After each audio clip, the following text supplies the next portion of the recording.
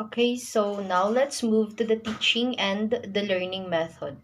So the first one here is the cooperative learning. From the word itself, cooperative, it means that the learners work together. So ang isang example nito is yung mga group projects. And then next is yung independent learning. Pag sinabi nating independent learning, it allows student to work independently. So ang isang halimbawa nito is yung mga quizzes, yung individual quizzes, yung ganun. And then, pag competitive activities naman, next is the competitive activities. So, when we say competitive activities, students test their competencies against each other in a healthy manner. So, they're going to compete but in a nice way. So, ang example din nito is yung sa mga spelling bee, yung mga ganun. Yung paunahan sila as a group sa pag-spell ng word. Ayun. And then next is the various delivery modes. Pag sinabi nating various, they use different methods to deliver instruction, such as online or blended. So, nauso itong blended, I think nung nagka-pandemic, dun ko na-encounter yung word na blended. Mixture siya ng yung traditional na classroom and pen and paper, yung ganun. And yung example is, a teacher creates online lessons that students can access at home. So, gaya ng pag may mga suspension, gagawa yung teacher o magbibigay siya ng activities through Google Classroom, yung mga ganun. So, ayun yung delivery modes. And then, next ay yung behaviorist teaching and learning method examples. So, ang una dito is yung direct instruction. This direct instruction is by Barak Rosenshine model in Ornstein and Hankins 2018. So the first one here is state learning objectives or outcomes. So example, pag sinabi nating learning objectives or outcomes, ito yung these are what the students should know after the lesson. Example nito is yun sa paggawa ng mga lesson plan. Yung nilalagay natin na by the end of this lesson or a 50-minute discussion, students will be able to identify yung mga ganun. And the next is yung review. Pag sinabi naman nating review, this is yung pag-recap ng mga previous learnings. Ayun. And then next is present new materials. Pag sinabi naman nating present new materials, i-introduce mo na yung mga information in small and manageable ways. So ito yung unti-unti mong pagpe-present ng topic mo. Ayun. And the next is yung explain. Pag sinabing explain, you're going to give clear and detailed explanation. So for example, yung topic mo is about sa human heart. Instead of saying na the heart is responsible for pumping blood, we will start by first defining what is heart and what are the four chambers or four parts of the heart. Yung ganun. So we can say na heart has four parts, four chambers, the right and left atrium. So in short, dito sa explain, magiging be specific sa pag-explain. And the next is yung practice. Pag sinabing practice, activities for all students. Yung example natin kanina is about sa human heart. So, you will give them activity and let them label the parts of it. Ayun. And then, pag sa guide naman, provide guidance in making the activity. So, pag magpapagawa ka na ng activity, you're going to guide your students Pag may mga questions sila regarding dun sa instruction or dun sa activity, you're going to guide them. And then, pag sinabing check for understanding naman, next is yung check for understanding. This is assessing their comprehension.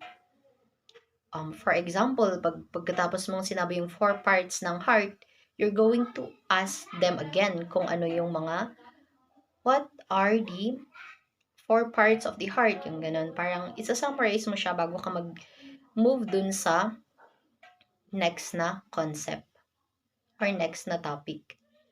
Then next is number 8 is provide feedback. So you're going to give feedback about their works.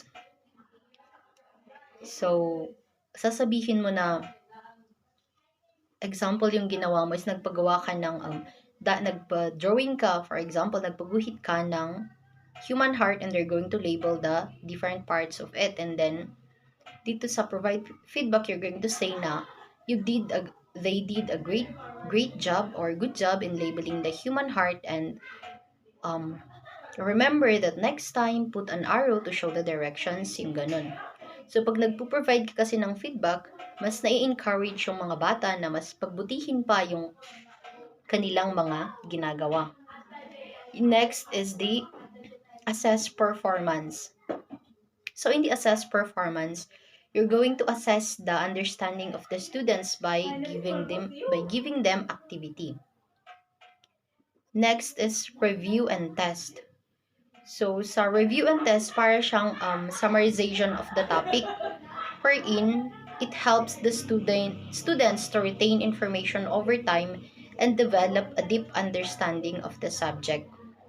Ayun, parang isa-summarize mo yung topic. So next is the guided instruction by Madeline Hunter. So ang una naman dito is yung review. Gaya nga ng sinabi natin kanina, so review is the summarization of the main points from the previous topics. Next is the anticipatory set. So you're going to stimulate the students' interest on the new topic. So parang pag sa lesson plan, ito yung sa motivation part. You're going to introduce your topic in a nice way or in a creative way. Upang sa ganon, makuha natin yung attention ng mga learners. And then the third one is objectives. This is what to be learned at the end of the discussion. Gaya nga ng sinabi din natin kanina sa ating previous na example, is ito yung dapat ma-attain or dapat ma-achieve ng mga students after the discussion. And next naman is input. Pag sinabing input, they're going to identify the needed knowledge and skills. So present materials in sequenced steps. Ito yung unti-unti nating pag-represent ng topic in a small chunks, yung unti-untihin yung pag-represent ng mga topics using the visual aids and real-life explanation para mas maunawaan ng mga learners. Next is modeling. So ito na yung pag-provide ng example sa mga students using demonstrations. For example, yung sa human heart nga example natin kanina is pwedeng mag-show or pwedeng magpakita ng mga video na kung saan dinidiscuss yung function or parts ng mga heart ng upang sa ganun mas madaling maunawaan ng mga bata pag gagamit tayo ng mga creative na presentation gaya ng video presentation or yung mga human heart model. Yung ganun. So next is check for understanding. Dito naman sa check for understanding, i-monitor yung students' understanding throughout the lesson. So for example is pagkatapos mag-explain yung about sa human heart, ask them again if what is the function of the human heart and its part. Upang ma-identify din kung nauunawaan ba talaga nila yung topic, and para mas matulungan din yung teacher na mag-adjust sa kanilang teaching techniques. So, ayun. Next is yung guided practice. Pag sinabi naman natin guided practice, imo-monitor yung students' understanding by guiding them in doing the activities na kung saan sila nahihirapan. So, imo-monitor natin yung paggawa ng mga students dun sa mga activity and i-guide sila kapag may hindi sila naunawaan. And then, next is yung independent practice. So, pag sinabi naman nating independent practice, give them activities where they can work independently. So, bibigyan mo sila ng activity na kung saan sila mismo yung gagawa ng activity na yon in order for them to apply their knowledge. So, next is, i-differentiate natin kung ano ba yung pagkakaiba ng check for understanding, guided practice, and independent practice. So, for example, ito yung mas practical na example. Yung topic mo is, or you're teaching your students how to properly ride a bike. Yung mga steps or process ng pag-ride ng bike para sa mga beginner o sa hindi pa alam kung paano mag-ride ng bike. So, i-explain mo yung process step by step and then you're going to check further understanding wherein you recall the step-by-step procedure on how to ride a bike by asking them. So, pagkatapos mong i-present yung step-by-steps na yun, ay tatanungin mo ulit sila kung ano ulit yung mga steps dun sa pag-ride ng bike. And then, dito naman sa guided practice, you will let them ride a bike. Tapos, i-guide nyo sila by holding the bike. And then, sila na mismo yung magpe-pedal hanggang sa unti-unti nilang ma-practice. So, you're going to hold the bike, sasakay sila, and then i-guide mo. And then, sila yung magpe-pedal hanggang sa unti-unti nilang matutunan or unti-unti nilang matutunan yung pag-ride ng bike. And then, dito naman sa independent practice, sila na mismo yung sasakay sa bike nang hindi mo sila ginaguide. So, they're going to ride the bike on their own. Ayun, so ayun yung difference ng check for understanding, guided practice, and independent practice. So, moving on to letter C is The Mastery Learning by J.H. Black and Lauren Anderson. So, ang una naman dito is yung clarify. So, you're going to explain this to students what they are expected to learn. Para din siya yung sa learning objectives. State mo kung ano yung i-explain mo sa kanila kung ano yung mga dapat nilang, yung goal mo na dapat ma-achieve nila after ng discussion. Ayun. Next is inform. So, this step ensures that students understand the concept being taught. Use diagram or model of a human heart. Ayun nga, yung example din natin kanina na dapat in the discussion part, sinisigurado na nag-grasp or nauunawaan ng mga bata yung mga concept about dun sa human heart. So, dito gagamit ng mga creative na PowerPoint presentation, yung instructional materials, yung ganun, and yung mga pwedeng human heart model. Ayun. And then, next is yung pretest. This is a formative quiz. This is to assess the prior knowledge of the students. So, before discussing the parts of the human heart or before discussing the human heart, ay magbibigay muna ng mga questions or pretest na kung saan mai-assess yung prior knowledge ng mga students tungkol sa human heart. And then, makakatulong din ito sa mga teacher upang ma-identify nila to identify any gap in the students' understanding. Next is yung group. So, divide the class based on their performance on the pretest, allowing for differentiated instruction.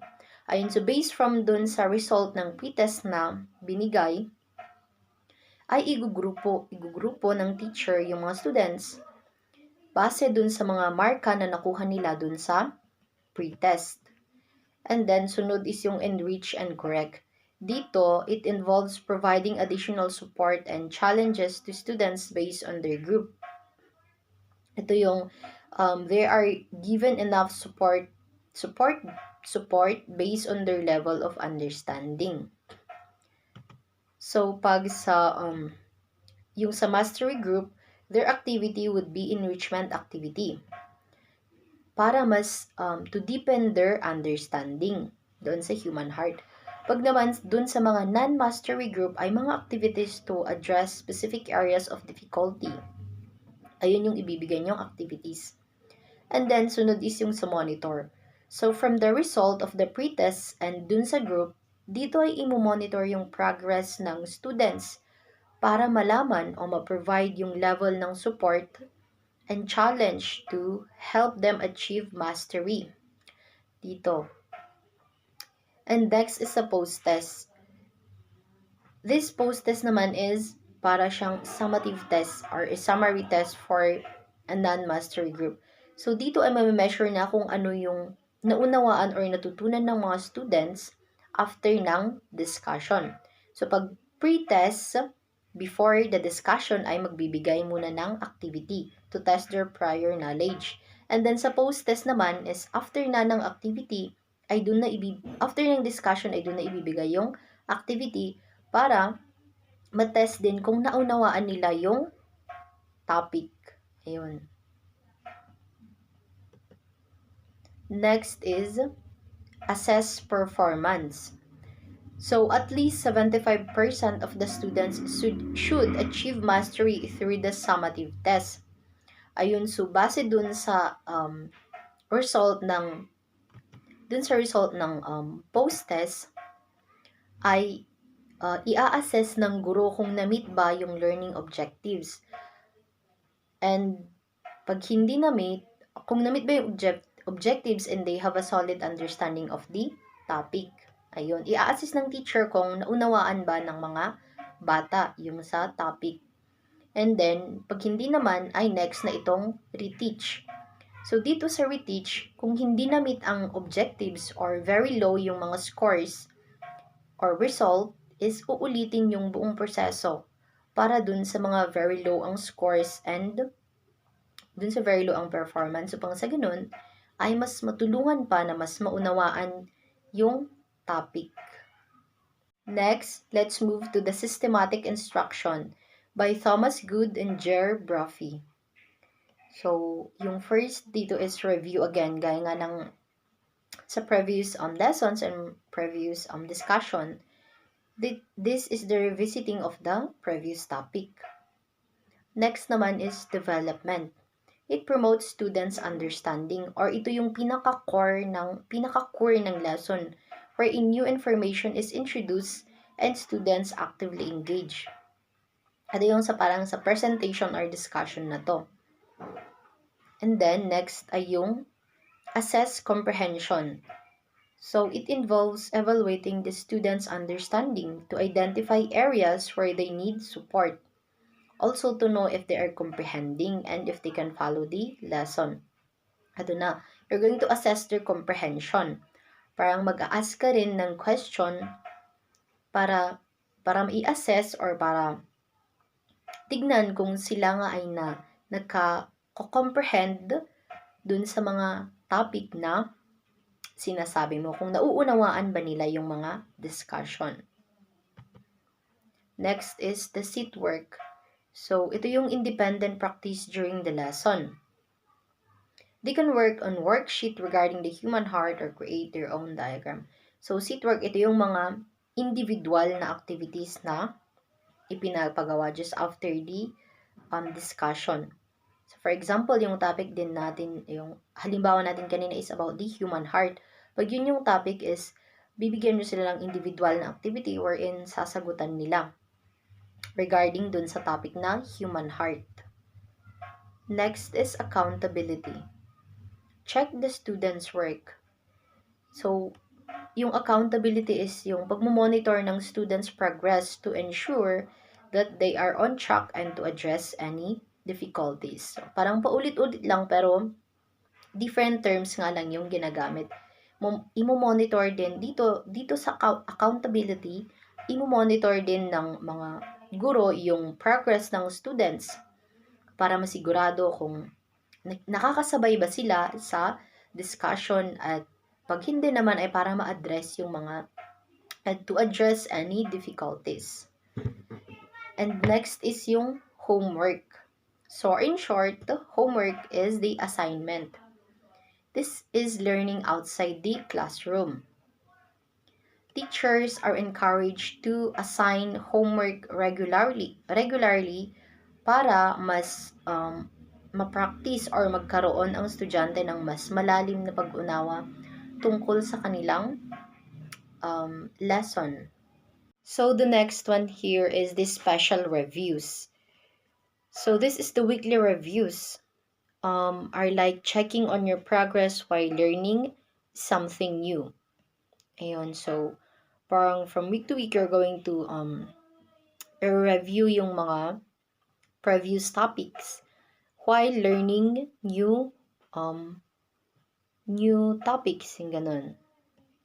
Now let's move to the Teaching and Learning Environment by Brian Castaldi, 1987. So, ang una dito is yung adequacy. So, this refers to the learning space or classroom or yung simply yung sa environment kung saan nagaganap yung teaching and learning process. Dapat i-consider yung sa environment. And then the utilization of the technology for the teaching and learning. Next is yung suitability. Aligning learning activities with stages of learners. So, dapat i-align din natin yung i-consider din natin kung suitable ba yung topics or yung mga binibigay nating example dun sa level ng mga bata. And then, dapat din i-consider natin yung socio-cultural, economic, and religious backgrounds ng mga learners. Dapat maging culture sensitive tayo dun sa pagbibigay ng mga examples, yung ganun. Next is efficiency. It is the effectiveness of the learning environment. So such as the strategies and resources in achieving its objectives. So sufficient ba effective ba yung ginagamit nating technique, yung ganun. And then next is yung economy. Of course, we also need to consider the cost effectiveness. Does the resources use wisely and efficiently? Nagamit ba ng tama yung mga resources? Yung ganun.